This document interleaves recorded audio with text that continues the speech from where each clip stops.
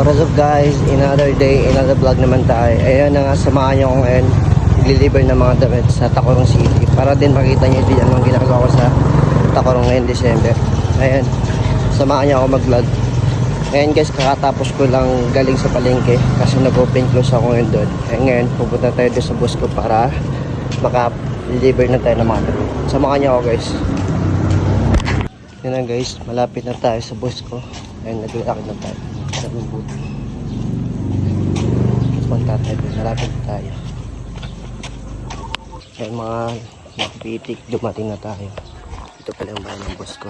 Ayan, ito. Pasok tayo, baka may katrabaho tayo. Ayun guys, mag-aaris na muna tayo ng mga damit. Ayan, i-set up muna natin yung video natin para makita nyo din. Ayan, lalagay natin yung mga damit para din makita nyo. Ayan, sa time na yan guys, bigla mahulog yung camera natin kasi biglaan din.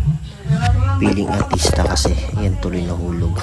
Pinulot ko muna yung camera natin kasi nahulog. Ayan, mag-aaris tayo ulit. Ayan, pagkatapos ko mag-arrange, aalis na kami. Ayan. Ayan, sarado ko muna yung pintuan natin para makalis na kami. Pagkatapos ng sirado yun guys, bigla nahulog yung camera ko dyan. Bang! Ayan. Ayan, sakit ulit. Parang feeling kasi artista eh. Ayan, sumakay na ako. Ayan, dumating na kami. Ayan. Ayan. Dumating na kami sa time na yan guys. Ayan yung place. She's ayan. What's up guys? Andito tayo ngayon sa Lambayon. Ayan.